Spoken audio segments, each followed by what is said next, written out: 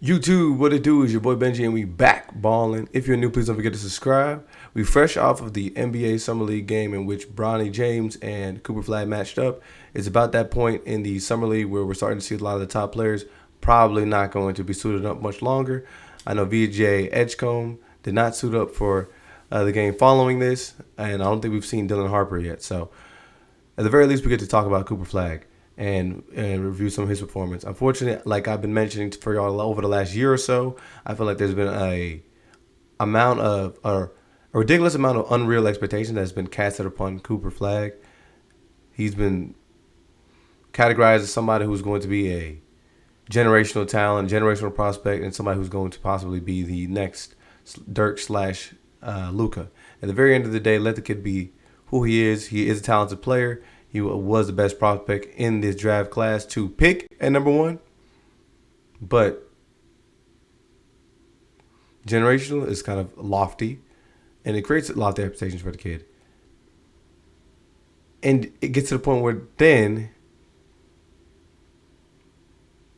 instead of just letting the dude hoop, he's already got a ridiculous amount of pressure on him to coincide with the fact that he's the number one pick. And has to deal with a Dallas fan base that had to grieve after they've lost Luka Doncic and then Kyrie Irving for a season. But anyways, going into this game, tickets were sky high because a lot of people wanted to see the potential matchup of Cooper Flagg and Bronny James, which I thought was strange in the very least, but interesting. A lot of people are excited to see what year two will look like, year three, year four, or whatever, for Bronny James, being that his dad is NBA's all-time scoring leader and possibly many people's GOATs. There's a lot of second-year players, too, such as Dalton Connect, who was someone who was getting real NBA minutes, saw a little bit of a reduced role in the second portion of the season, yet it is very possible that he can make a big jump as well. If you had to ask me, the unsung hero of this game was Ryan NEMBHARD, the younger brother of current Pacers player Andrew NEMBHARD. I liked Ryan's game for a while. I've been able to see him, and there's videos on Hoops HQ of him hooping with NEMBHARD. Talented kid. Plays the game right away. He's got pace. He's got poise. He understands how to play with talent. He also led the NCAA in assists last season, so he knows how to create for others.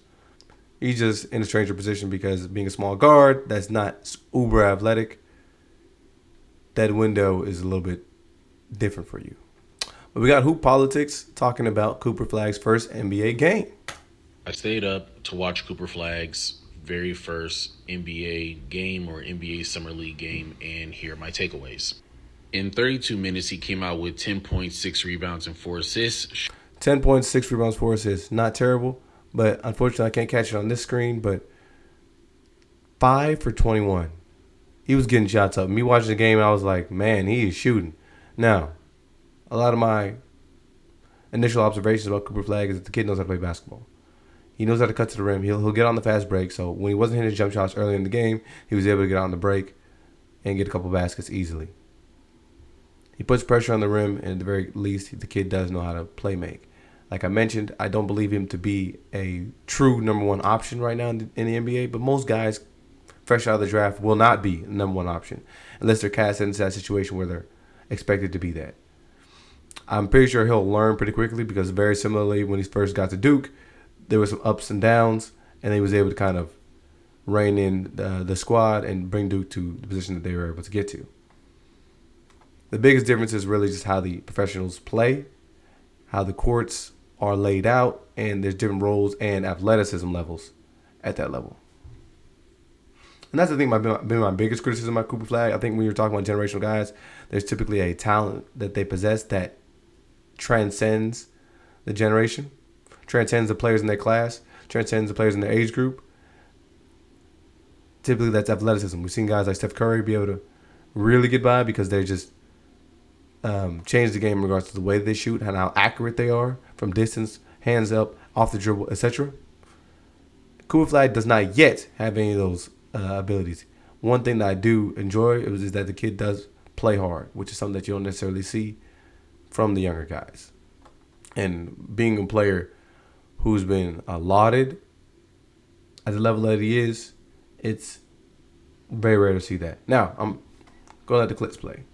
He was able to overpower a lot of small forwards and just smaller defenders, and he was quicker than the average power forward. He is used to coming down and being able to go into a variation of a hezi to get downhill and be able to finish with a layup or bump somebody, and then they fly back for him to then go into a jump shot or a dunk. But at this level, guys are the same size as him and capable of moving with him. Watch right here where he's guarding or being guarded by Bazley. Bazley, who is also a 6'8", 6'9", type of basketball player, is able to slide his feet and stay in front of Cooper. And that's kind of what we've seen. I mentioned, of course, on multiple levels that we've seen Cooper doesn't really have a quote-unquote bag, which doesn't really matter. But in the professional level, you tend to start to need more things to rely on. You have to start being able to have a signature move or signature spot that you can get to and counters off of that. Because you just being able to hesitate, we might be able to blow by somebody on another level. Once you hesitate and try to blow by, a lot of guys can slide with you. So now that they're able to stop that one move, what can you do next? Especially when the shot clock gets down low and you have and the ball is headed your way and you're supposed to create something. And take the bump. Oh my gosh. We had a hesitate and he retreated all the way back to the 3-point line. Here we are again. He's bringing the ball up the floor. What helps him is that he does look very comfortable with the basketball as a point forward. Here he is. He's going to come off the screen. Hezi, they don't bite. Now he's trying to get to a spot. Can't get by his defender, and he has to pull up for a difficult shot. And again, it's not necessarily the shot itself that's bad. I'm okay with that. It's just going to become knocking that down. And that's why I think a lot of the pre-draft criticism is when you guard Cooper Flagg is shooting consistency. And he's going to start having to rely on tougher shots now. You're not going to get easier shots now that you're a pro. Hopefully he will, because he's going to be playing with talented guys like Kyrie Irving, Klay Thompson, D'Angelo Russell, and Anthony Davis. Here he is again getting the ball. Once again, he is not able to get by his guy. Now he's calling for a screen, and they're leaving him open for that shot. He has to be able to knock that down. Mm-hmm. He does a great job rebounding. He's coming down with the ball. He's trying to get that switch, get downhill. Now the big is waiting for him. He's not strong enough to get by him. And now he's kicking it back out. Here he is again off of the inbound. This is an ISO situation. Trying to get by him, can't, bump, spin move. Now, honestly, that right there would have went in, but, he's just kind of having a tough night. But that's also based on his shooting mechanics. But here's the thing that a lot of people love about Cooper is he misses that tough shot, and then he gets back and deflects the ball, leading to that missed dunk. But great hustle right here. Yeah. At this point in the game, honestly, I think that he's just starting to force it because he's trying. And that's what I was thinking too. There was a certain point in the game I was like, bro, this guy's just shooting. Trying to get a bucket because he's not necessarily doing too well. But once again, he's not able to create any separation. He's trying to shoot over him. Can't even get it off. And again, that's, like I said, adjustment he's going to have to make. Most of his life, he's been able to just turn and shoot, get off me. Like there was a possession early in the game where Bronny James steals the ball from him in the post, and then they end up calling a foul. And then the next play, he tries to go right back to the post and just kind of faces up and shoots over him. Works out because Bronny James is 6'1", 6'2". Here's again, gets in the ISO. Take your time. Just take your time. Not bad.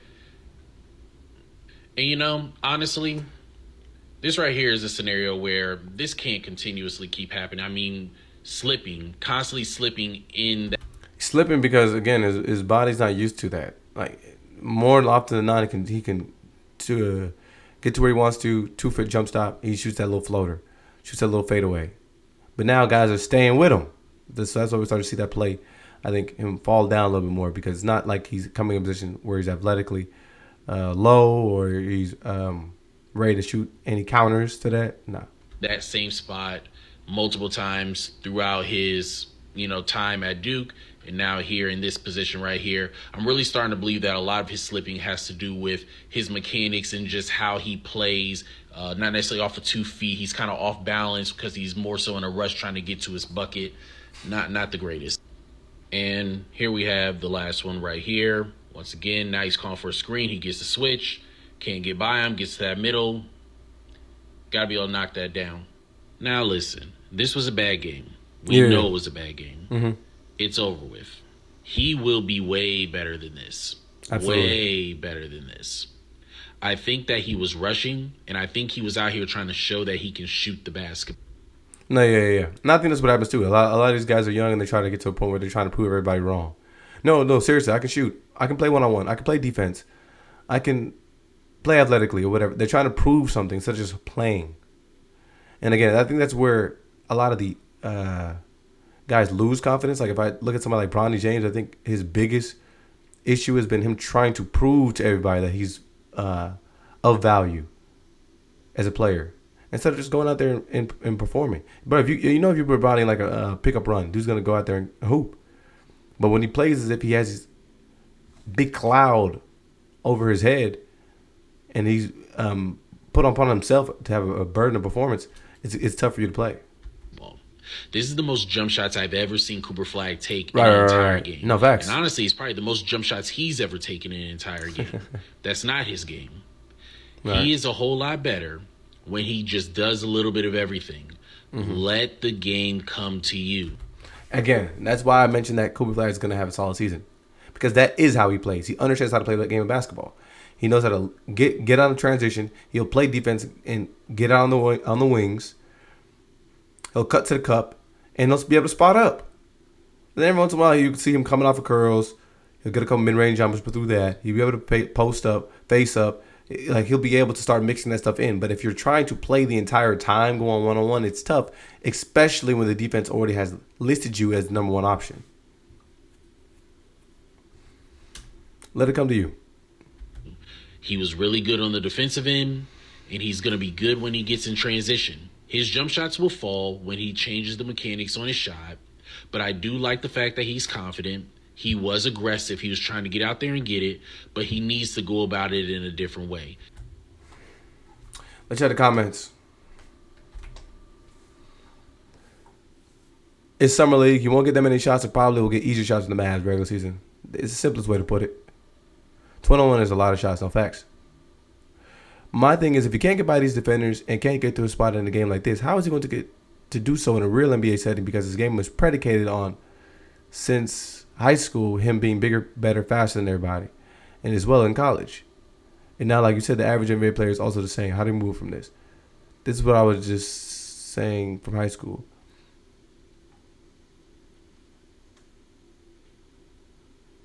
Yeah, and I think so. That's why I said I think he's in a perfect situation. Like if he was in, like, I don't know, let's say a Wizards or something like that, or like a Charlotte Hornets, where you got a hoop, then. But like I said, I think the Mavs will highlight a lot of his strengths, since he won't have to be the number one player in regards to scoring. For his first year, I'll give him averaging like 12 points a game. He doesn't really have to do much on the floor, really rebound, pick and pop. 16-18, okay. Wembanyama, you know what I'm saying, was barely something like that, but all right. Looks like they sent him out there and gave him the green light to see where they need to develop and engage his level of comfort on the floor. And I think that's no wrong with that either. I'd rather you go out there swinging. Like, if there's somebody like Cooper, you're number one potential. I mean, you're number one pick. Go out there shooting. Go out there and try and see what you can get. So then, when I know what I need to work on, I've been there. Because, again, that speaks differently to the mentality of these players. If you go out there and you're trying to create, then now you can think about it. You're like, okay, now I know some of the things where I saw a little bit of difficulty, some of the things where I struggled a little bit. Let me get in the lab. I don't see him playing many more summer league games. Interesting take here. He's a utility guy. I don't get the people who compare him to Jason Tatum. His energy will get him easy buckets. He still needs to polish his footwork, needs more counter moves, and needs to rework his jumper release mechanics. I'm hoping he will have a better game Sunday. I'll be in attendance. Yeah, he's gonna have to work on his game, but he's young, like 18-year-old. He's gonna play a lot of that. He's gonna get into a different role now. Media hype train was legit ridiculous and legitimately somehow got him drafted number one when realistically he's about 5 to 10. NBA desperate for the next guy.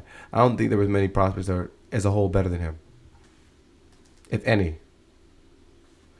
I can't be the only one who saw a clear gap between him and the rest of the floor. Not a great game, but with all the things you mentioned about why he was good in college showed here. He forced up some shots, but I think that was by design. Dallas seemed to be the only one giving their best player the ball every time in Summer League.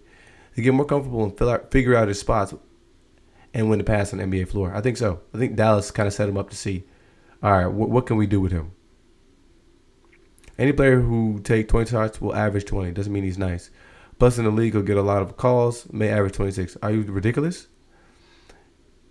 It's not necessary because he's good. It's like Aj in the WNBA. No. Let's be real. Let's be real. I do agree with some of that. If you do get the green light in the professionals, you're going to be able to shoot because, again, that speaks to your confidence. And then a lot of these players are pretty good. But like you have to have the green light and be able to cook people. Like if Kyrie Irving has a green light, it's completely different. Like Stephen Curry has a green light, it's completely different than somebody like Cooper Flagg. Which again, I just don't think that's his play style. I don't think he wants to go 1-on-1 every time. Someone like Kyrie Irving, I think that's what he wants to do. Someone like Kobe Bryant, that's what they want to do. They want to go 1-on-1 every time. And that's why somebody like Kobe Bryant is so tough to stop. Because not only does he have the green light from his coach to be able to do it, like most guys, once they pump fake dribble, you don't go for the pump fake, all right, they're swinging the ball. But someone like Kobe Bryant, it's my team. I shoot what I want to shoot. That's why he's so tough to guard. I'm dribbling one pump fake, all right, pump fake. You don't go for it, all right, I'm shooting it. And all I got to do is hit one of them. And then now you're going to start adjusting defensively. But y'all let me know what y'all think about Cooper and the Summer League in total and who has been some of your favorite picks so far.